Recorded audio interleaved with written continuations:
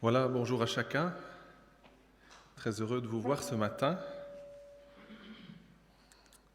Alors, c'est une randonnée un tout petit peu ambitieuse dans l'espérance du chrétien que j'aimerais vous proposer cette année dans une série de prédications.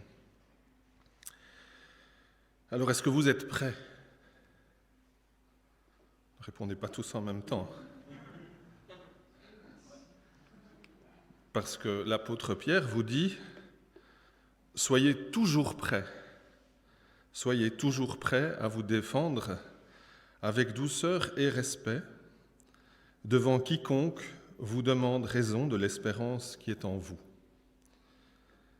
Alors l'apôtre Pierre exhorte ses lecteurs, des chrétiens d'origine juive, à rendre témoignage avec douceur et respect de leur espérance.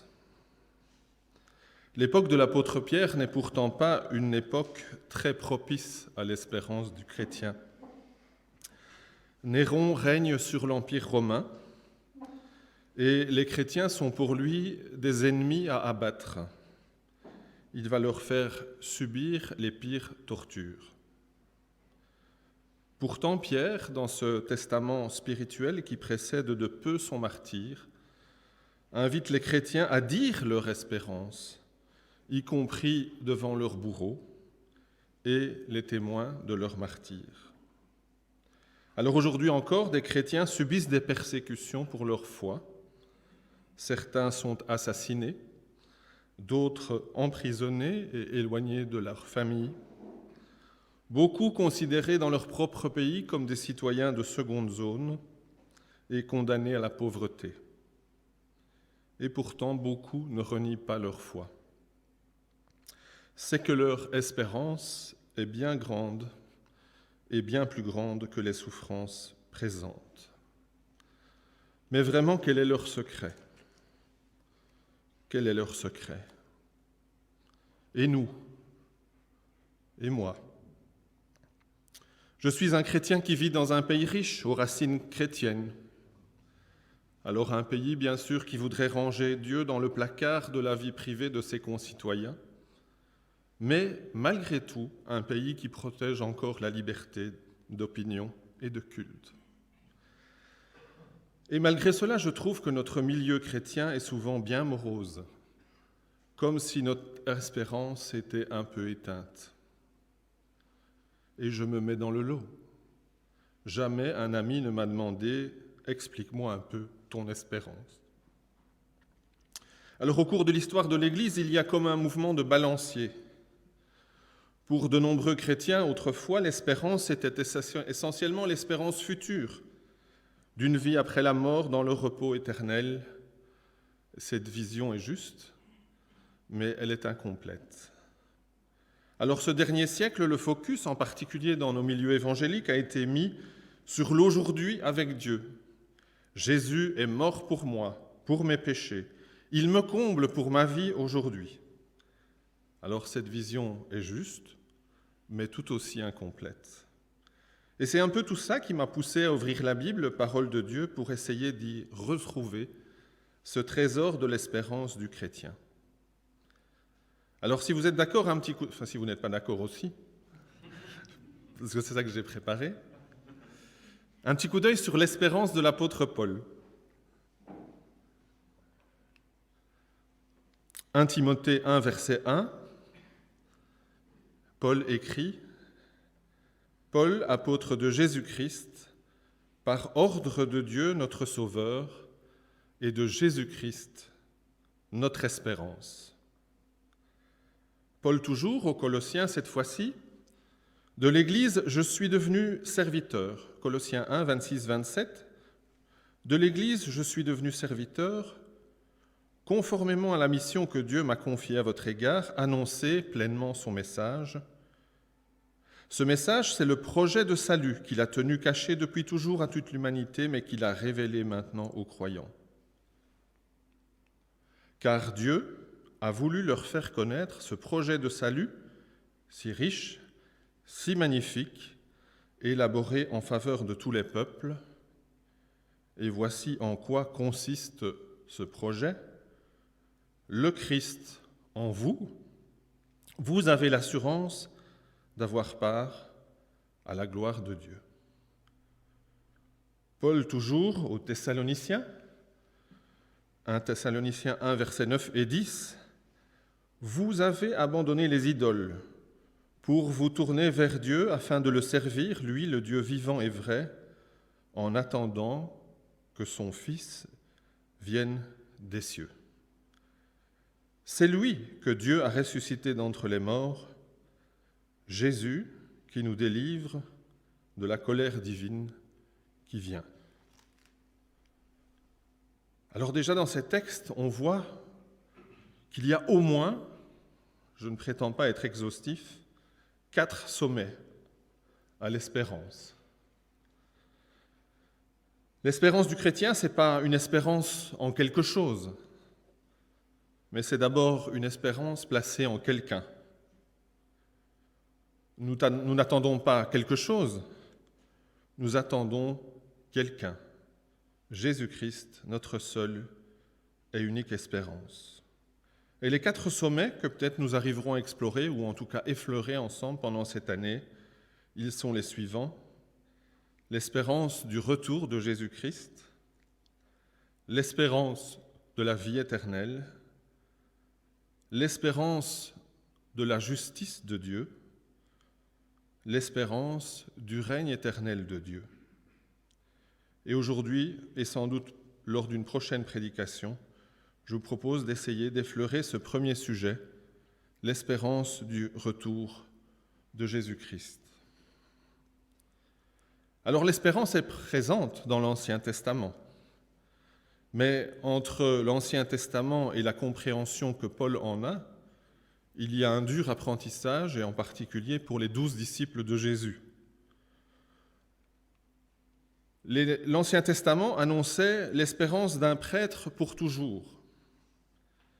Les 12 disciples de Jésus vont découvrir que le prêtre pour toujours et le sacrifice sont une seule et même personne. Ce sacrifice n'est pas celui du sang d'un animal, mais c'est le sang de Jésus versé à la croix et sa vie offerte. Alors le prophète de l'Ancien Testament annonçait aussi l'espérance d'un nouveau prophète, comme Moïse ou comme Élie, qui va enseigner, rassembler, conduire son peuple.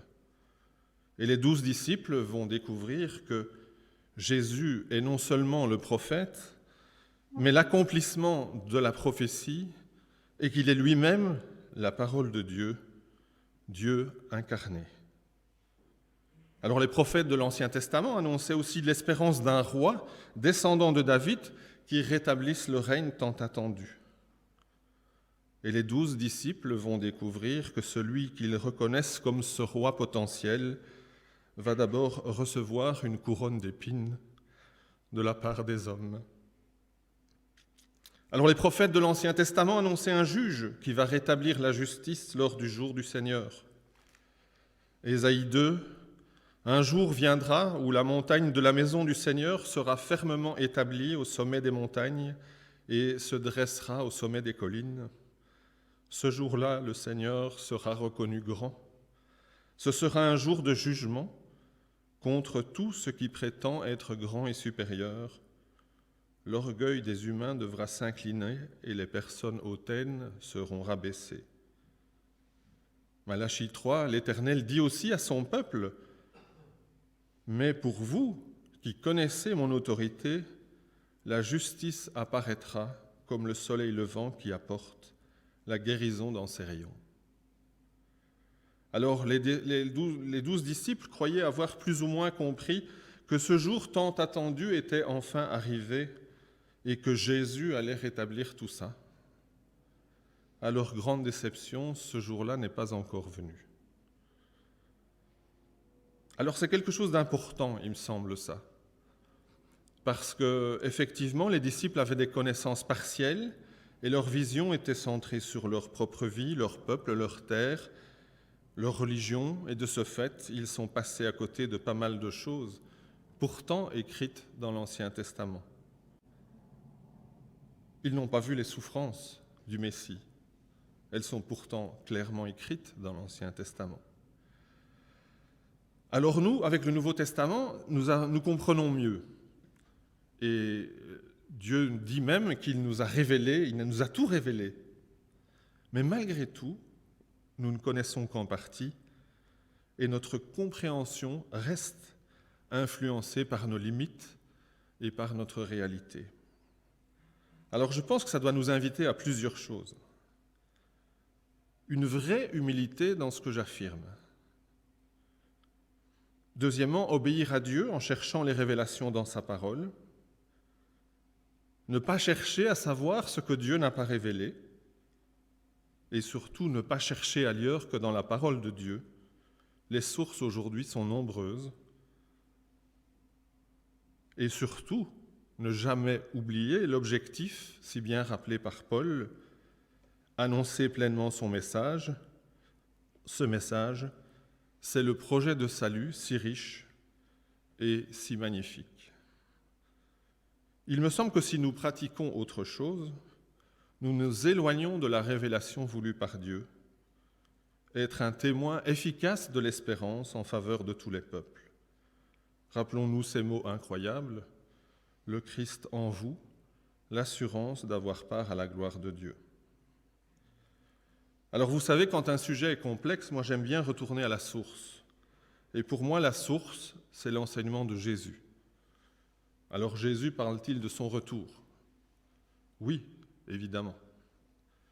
Alors je vous propose ce matin de parcourir, mais vraiment d'effleurer de nouveau, les chapitres 14, 15 et 16 de l'Évangile selon Jean.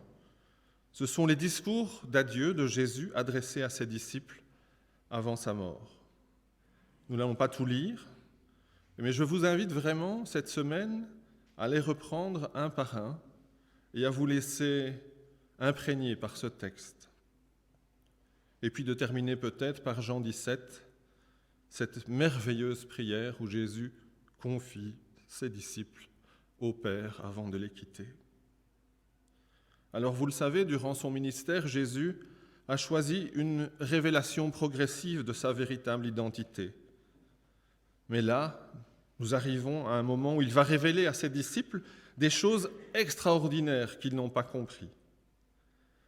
Remarquez que dans Jean, c'est le départ de Judas qui est le signal pour ce discours d'adieu extraordinaire. Judas va bientôt revenir avec le groupe des ravisseurs. Le temps est compté. Jean 14, versets 1 à 14. « Ne soyez pas troublés, leur dit Jésus. Vous avez confiance en Dieu, ayez aussi confiance en moi. Il y a beaucoup de lieux où demeurer dans la maison de mon Père. Sinon, vous aurais-je dit que j'allais vous préparer une place.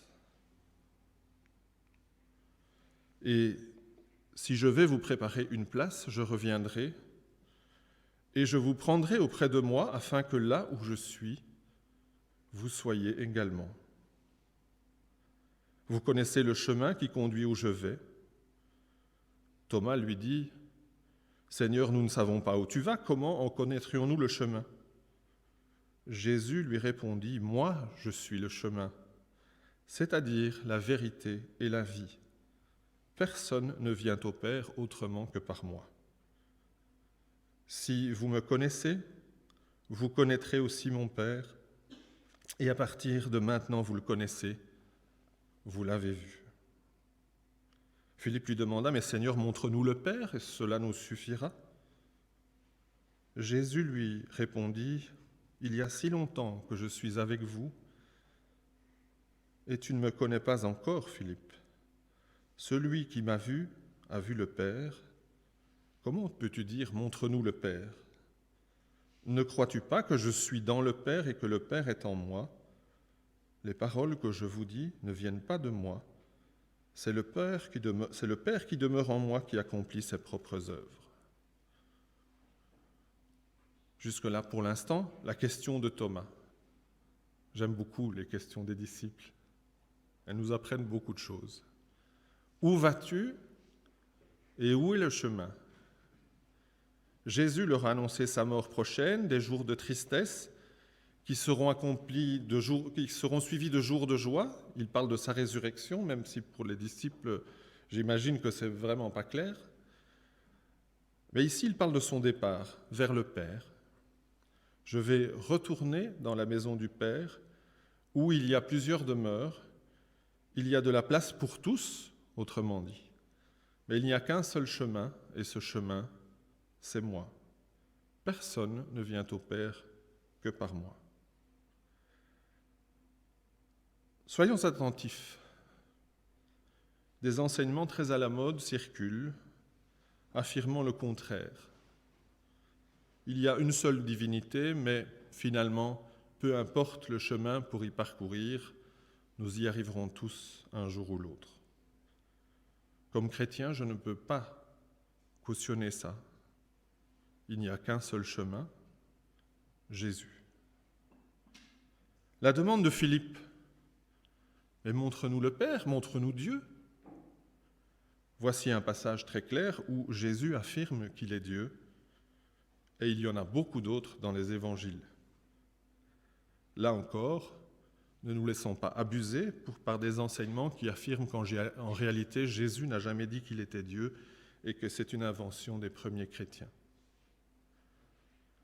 Nous continuons la lecture, toujours dans Jean chapitre 14, cette fois-ci au verset 23.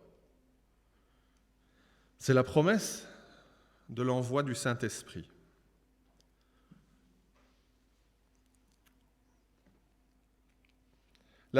Jésus continua, la personne qui m'aime obéira à ma parole et mon Père l'aimera.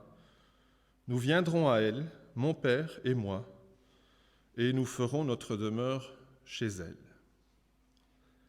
Remarquez, Jésus vient de leur annoncer qu'il partait vers le Père pour leur préparer une demeure, mais dans le même chapitre et quelques lignes plus tard, il annonce à ses disciples qu'eux-mêmes deviendront la demeure de Dieu ici et maintenant. C'est un acompte sur notre héritage, et c'est quelque part, Jésus dira plus loin, « Il vous est avantageux que moi je m'en aille ». Alors celui qui doit venir, verset 26, Jean 14, celui qui doit vous venir en aide, l'Esprit Saint que le Père enverra en mon nom vous enseignera toutes choses et vous rappellera tout ce que je vous ai dit. Et puis ce verset 27 que vous connaissez tous, j'espère, c'est la paix que je vous laisse. C'est ma paix que je vous donne. Je ne vous la donne pas à la manière du monde. Ne soyez pas troublés, ne soyez pas effrayés. Oui, mes amis, le monde ne peut pas vous offrir la paix. Tout au plus, il peut vous offrir des joies passagères, mais la paix avec Dieu, la paix de Dieu, il n'y a que Jésus-Christ qui peut nous l'offrir. En Jean chapitre 15, c'est un autre texte assez connu, c'est Jésus est la vigne, Jésus est le cep, et ses disciples sont les sarments. On a appelé ça la bonne vigne. Il dit ceci au verset 4, Jean 15, verset 4. « Demeurez unis à moi, comme je suis uni à vous. Un sarment ne peut pas porter du fruit par lui-même sans être uni à la vigne. De même, vous non plus, vous ne pouvez pas porter du fruit si vous ne demeurez pas unis à moi. » Et je voulais insister sur le verset 11 plutôt qui est affiché, verset 11 de Jean 15, après avoir parlé de la vigne. Il dit « Je vous ai dit cela afin que ma joie soit en vous et que votre joie soit complète. Voici mon commandement, dit le verset 12, et ce n'est pas la première fois qu'il donne ce commandement dans ce discours. Aimez-vous les uns les autres comme je vous ai aimé. Alors ce commandement est essentiel. Il puise de sa source non pas en nous et en notre propre capacité, mais dans l'amour du Christ, dans la grâce de Dieu, avec l'aide du Saint-Esprit en nous. Et cela rend, mes amis, notre espérance dynamique. Et puis Jean 16, alors il quitte le lieu où ils étaient avec les disciples, et ils s'avancent vers le lieu où il va être livré. Jean 16, et Jésus continue. Jésus n'annonce pas dans Jean 16 des temps de grande popularité, ni de grand succès pour les disciples, même si par ailleurs il leur annonce qu'il va répondre à leurs prières et qu'il va exaucer leurs prières. En effet, dit Jésus, comme les gens qui ne veulent pas de Dieu me détestent, ils vous détesteront aussi. Et pourquoi Jésus dit-il cela ? Jean 16, verset 1. « Je vous ai dit cela pour que vous n'abandonniez pas la foi. » On poursuit la lecture au verset 2. « On vous exclura des synagogues, et même l'heure vient où ceux qui vous tueront s'imagineront rendre un culte à Dieu de cette façon. Ils agiront ainsi parce qu'ils n'ont connu ni le Père ni moi, » nous dit le verset 3. Alors en lisant ce texte, comment ne pas penser à Saul de Tarse, qui a participé activement à l'extermination des premiers chrétiens. Il pensait servir Dieu, jusqu'à cette apparition spectaculaire sur le chemin de Damas. « Stop, Saul, je suis Jésus que tu persécutes. » Je suis touché par ces paroles de Jésus, parce qu'il s'identifie aux souffrances de ses disciples. « Je suis Jésus que tu persécutes. » Et Saul, vous le savez, devient l'apôtre Paul, renversé par ce Jésus qu'il combattait et qui deviendra, nous l'avons lu, son espérance. Et puis Jean 16, il y a cette déclaration d'amour final. Le Père lui-même vous aime. Il vous aime parce que vous m'aimez et parce que vous avez cru que je suis venu de Dieu. Je suis venu du Père et je suis arrivé dans le monde. Maintenant, je quitte le monde et je m'en vais auprès du Père. Et un peu plus loin, au verset 33 de Jean 16, « Je vous ai dit tout cela pour qu'en restant unis à moi, vous ayez la paix. Dans le monde, vous avez à souffrir, mais prenez courage. J'ai vaincu le monde. » Et enfin, nous arrivons à cette incroyable prière de Jean 17, où Jésus prie pour ses disciples. Cette prière commence par ces mots. Jean 17, verset 1, après avoir parlé de la sorte, Jésus leva ses yeux vers le ciel et dit, « Père, l'heure est venue, manifeste la gloire de ton Fils afin que le Fils manifeste aussi ta gloire. Tu lui as donné autorité sur tous les êtres humains pour qu'il donne la vie éternelle à tous ceux que tu lui as confiés. La vie éternelle, c'est qu'ils te connaissent, toi le seul vrai Dieu, et celui que tu as envoyé, Jésus-Christ. » Nous arrivons presque à la fin, mais peut-être y a-t-il ici une question d'un disciple de Stockel. Les questions ne sont pas du tout interdites. Vous savez, vous avez vu vous avez vu Thomas, vous avez vu Philippe. Oui, mais ces promesses de Jésus que nous venons de lire, il les fait à ses 12 disciples. Est-ce que ça me concerne, moi, à Stockel, aujourd'hui? Mais je vous propose de lire la réponse de Jésus. Vous la trouvez à la fin, justement, de cette prière de Jean 17. « Je ne prie pas seulement pour eux, les 12 disciples, mais aussi pour tous ceux qui croiront en moi, grâce à ce qu'ils, les 12 disciples, diront de moi. » Et donc Jésus prie pour ses amis, pour ses disciples de tous les temps, de tous les siècles, et nous pouvons dire aussi qu'il prie pour nous, pour ses amis à Stockel. « Je prie pour que tous soient un, Père. Père, qu'ils soient unis à nous, comme toi tu es uni à moi et moi à toi. qu'ils soient un pour que le monde croie que c'est toi qui m'as envoyé. Verset 22.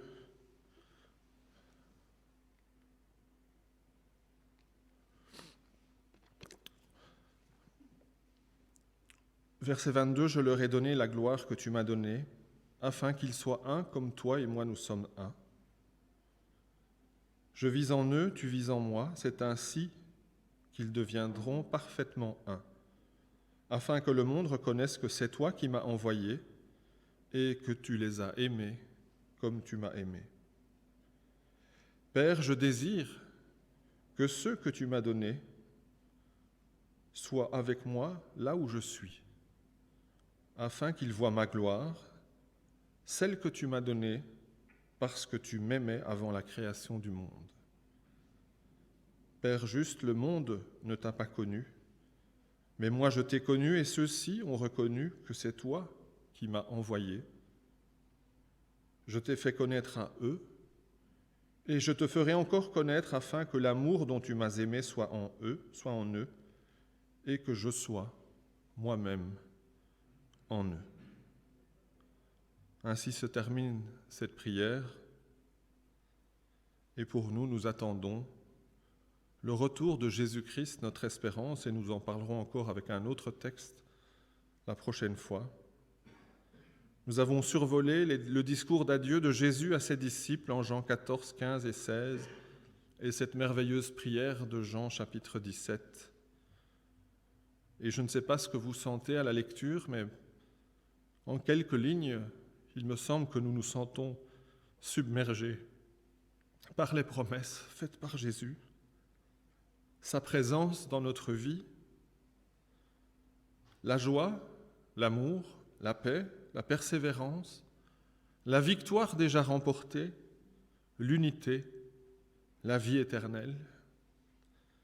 Et nous apprenons stupéfaits qu'il veut même partager sa gloire avec nous. Je vous invite vraiment cette semaine, si vous avez le temps, et même si vous n'avez pas le temps, à prendre le temps de relire ces chapitres, de vous laisser habiter par ces promesses de notre Seigneur Jésus, qu'elles viennent réellement nourrir notre espérance, que l'optimisme de l'espérance transforme vos vies aujourd'hui. Amen.